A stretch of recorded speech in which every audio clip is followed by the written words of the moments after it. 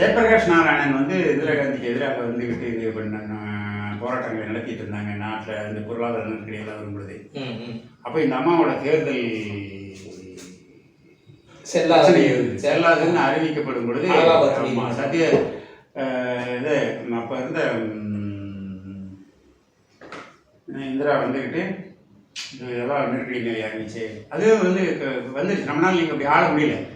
ஏன்னா இந்த இந்திய நாட்டை வந்து எந்த விதமான ஒற்றை அதிகாரத்தில் வந்து செலுத்த முடியாது என்பது வந்து ஒரு யதார்த்தமான விஷயம். இப்போ நீங்கள் வந்துக்கிட்டு குறித்த இடத்துக்கு வரலாம். கருத்து சுதந்திரம் என்பது வந்துட்டு மக்களுடைய போராட்டத்தின் விளைவாக அரசியல் சட்டத்தில் உறுதிப்படுத்தப்பட்ட ஒன்று. கேளுங்க. இப்போ நீங்கள் உங்களுக்கு இந்த கருத்து சுதந்திரத்தை கேட்பதற்கான காரணம், இப்போ நம்ம புதிய தலைமுறை ஊடகம்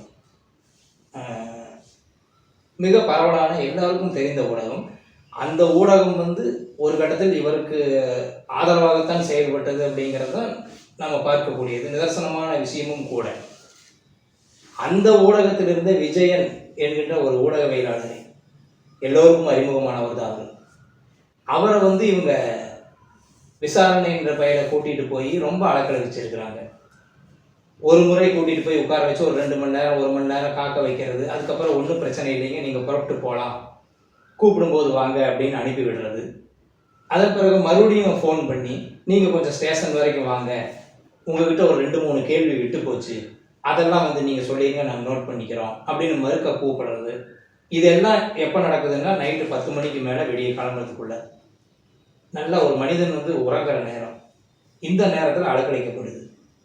இது இந்த போக்கை நீங்கள் எப்படி பார்க்குறீங்க? இப்போ இருக்கிற அரசு இது வளமையாக நிறைய பேர் பண்ணுறாங்க, இவங்க ஏன் இப்போ இதெல்லாம் பண்ணுறாங்க? அது நாங்கள் எல்லாமே நல்லது செய்வோம்னு சொல்லிட்டு வந்தவங்க. அரசு என்பது வந்துட்டு ஒரு வன்முறை கேள்வி தான். வெளிநாட்டுக்காரனோட போர் செய்யணும்னா மிலிட்ரி, உள்நாட்டில் வந்துக்கிட்டு நீங்கள் நிர்வாக நடத்தி போகிறது சட்டம் ஒழுங்கு. வெளிநாட்டு மிலிட்ரி அப்படின்னு சொல்லிச்சுன்னா உள்நாட்டு சட்டம் வந்து நிறுத்துறது வந்து காவல்துறை, போலீஸ். அப்போ இந்த போலீஸ் ராஜ்யம் நடக்குது அப்படின்னு இது பண்ணுவாங்க. என்ன அப்படின்னு கேட்டிங்கன்னா, நீங்கள் வந்து அரசை அப்படிங்கிறது நிலைத்தது. இது வந்து ராஜாஜி அரசு, அண்ணா அரசு, காமராஜர் அரசு, கலைஞர் அரசு, எம்ஜிஆர் அரசு, ஜெயலலிதா அரசு, ஸ்டாலின் அரசு, விஜய் அரசு அப்படின்னு தான் சொல்கிறீங்க இல்லைங்களா? அப்போ நிரந்தரமான நிரந்தரம் இல்லாதவர்களும் சேர்ந்து நடத்திட்டு போகக்கூடிய இந்த ஜனநாயகத்தில் வந்து இந்த 5 வருஷத்துக்கு ஒருக்கா ஆட்சி மாதிரி வர்றவங்களை வந்துக்கிட்டு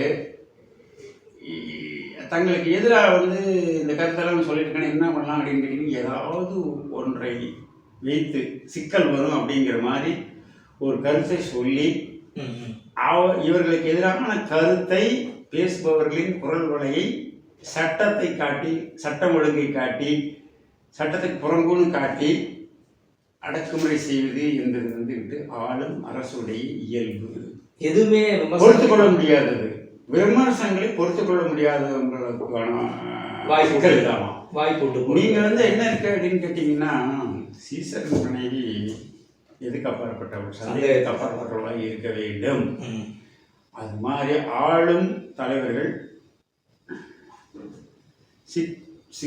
அதாவது ஊழல் குற்றச்சாட்டோ, சட்டம் ஒழுங்கு குற்றச்சாட்டோ, ஏதாவது நம்ம இதெல்லாம் சொல்லுவோம். அரசன் வந்துக்கிட்டு தூய்மையானவன் கிடையாது. அரசன் ஏற்கலாம் சொல்லு, அரசன் பாவி. என்னங்க? ஆமாம், மக்கள் செய்யும் எல்லா குற்றங்களையும் அரசன் ஏற்றுக்கொள்ள விடாதனால் அவன் பாவி தான். அதனால் அந்த நிர்வாகத்தில் எத்தனையோ சிக்கல் நடக்கும், அதுக்கு பொறுப்பு நீங்கள் தான். அப்போ என்ன இருக்கும் அப்படின்னு கேட்டிங்கன்னா, நீங்கள் செய்யாமல் செய்யக்கூடிய 2 குற்றத்துக்கும் நீங்கள் சார்ஜ் பண்ணப்படுவீங்க அரசாளர்கள். இப்போ திடீர்னு ஒரு இடத்துல ஒரு கொலை நடந்துருதுங்க, போலீஸ் வச்சுட்டு நீ என்ன பண்ணுற அப்படின்னு கேட்டீங்கன்னா பதில் சொல்லி ஆகணும். காவல்துறை மந்திரி தான். காவல்துறை மந்திரி வந்து என்ன காரணத்துக்காக ஏற்கனவே எந்த விதமான இது இல்லாமல், ஸோ உங்களுக்கு ஒரு குற்றம் நடக்க போகுது அப்படின்னு எல்லாம் தகவல் வந்து அதை தடுக்காம விட்டீங்க அப்படின்னு கேட்டீங்கன்னு சொல்லிச்சுன்னா கடுமையான விமர்சனம் பண்ணுறீங்க. அதனால் வந்து என்ன இருக்குன்னு சொல்லிச்சுன்னா ரோட்டில் வர ஆக்சிடென்ட்டுக்கெல்லாம் காரணம்னு சொல்கிறதில்ல. அதே ரயில்வேயில் நடந்துச்சுன்னு சொல்லிச்சுன்னா ரயில்வே வந்துட்டு ராஜினாமா பண்ணணுமா?